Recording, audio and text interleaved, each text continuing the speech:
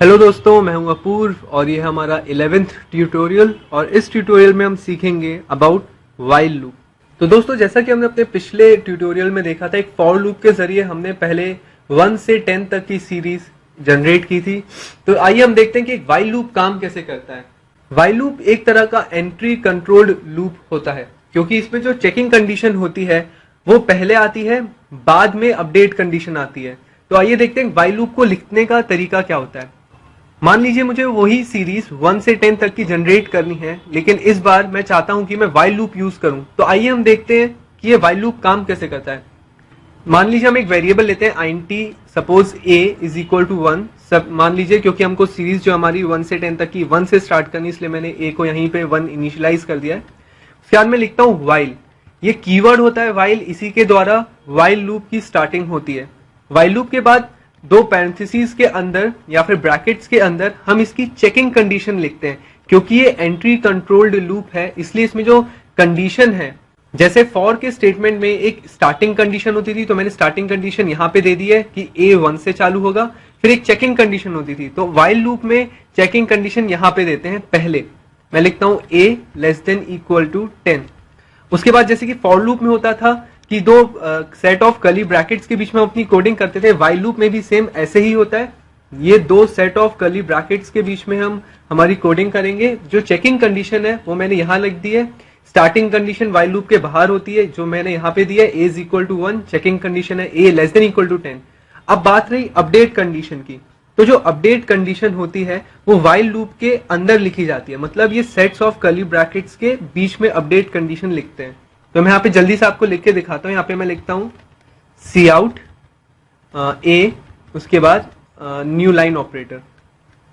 और ये अब देख सकते हैं कि मैं यहाँ पे आउटपुट कर दूंगा, तो पहली बार जब ये लूप चलेगा a की वैल्यू होगी 1, तो पहले चेक करेगा कि क्या a की वैल्यू 10 से कम है। इस केस में a की वैल्यू फिलहाल जब पहली बार लूप चलेगा 1 होगी, तो ये लूप एंटर कर जाएगा कर्ली ब्रैकेट्स के अंदर। यहाँ पे सीक्वेंशियली लाइंस एग्जीक्यूट होना चालू हो जाएंगी। पहली लाइन है सी आउट ए, तो a की वैल्यू जो है स्क्रीन में प्रिंट कर देगा 1।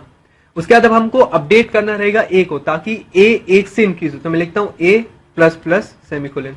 उसके बाद जब ये लूप चलेगा, सबसे पहले होगा सी आउट a, तो a की वैल्यू यहाँ पे प्रिंट होगी। उसके बाद है a प्लस प्लस, ये हमारी अपडेट कंडीशन है। इसके कारण a की वैल्यू 1 बढ़ जाएगी। फिर उसके बाद फिर से ऊपर जाके चेक करेगा कि क्या a की वैल्यू 10 से कम है।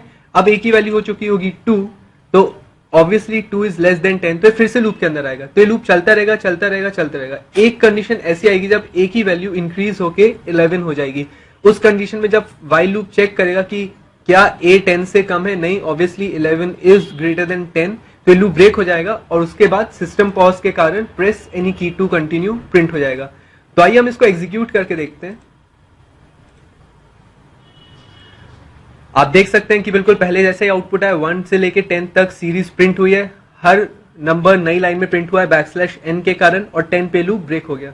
तो ये बेसिकली काफी कुछ फॉर लूप की तरह ही है, लेकिन इसमें जो चेकिंग कंडीशन है वो पहले चेक होती है, इसलिए इसे एंट्री कंट्रोल्ड लूप बोलते हैं। तो चलिए हम एक और नया प्रोग्राम बनाते हैं। इस बार हम फैक्टोरियल का प्रोग्राम बनाते हैं यूजिंग वाइल लूप। हाँ, तो दोस्तों मैंने, आप देख सकते हैं, जादू से फिर से एक नया प्रोग्राम जल्दी से स्क्रीन में बना दिया है। नहीं, मैंने इसको टाइप किया है। तो आप देख सकते हैं कि स्क्रीन में मैंने एक प्रोग्राम बनाया है जो कि फैक्टोरियल फाइंड करता है यूजिंग वाइल लूप। तो आइए अब देखते हैं कि ये काम कैसे करता है। आप देख सकते हैं मैंने एक वेरिएबल लिया है int a, और एक अपूर्व नाम का एक वेरिएबल लिया है जिसकी इनिशियल वैल्यू मैंने 1 कर दी है। तो पहली लाइन में मैं सबसे पहले यहाँ पे पूछता हूँ please enter a number for its factorial. जाहिर सी बात है, जो भी यूजर वैल्यू इनपुट करेगा वो a में जाएगी। अब आप देख सकते हैं यहाँ पे मैंने वाइल लूप को यहाँ पे चलाया, और यहाँ पे वाइल पे मैंने कंडीशन डाली है। चेकिंग कंडीशन जो है वो ये है कि a की वैल्यू जब तक 0 से बड़ी है। मान लीजिए मैंने a इनपुट दिया होता 3, तो a की वैल्यू चेक करता क्या 0 से बड़ी है, ऑब्वियसली 3 इज ग्रेटर देन 0, तो इस लूप के अंदर आता। और फिर मैंने यहाँ पे एक स्टेटमेंट लिखा है Apurva is equal to Apurva into a।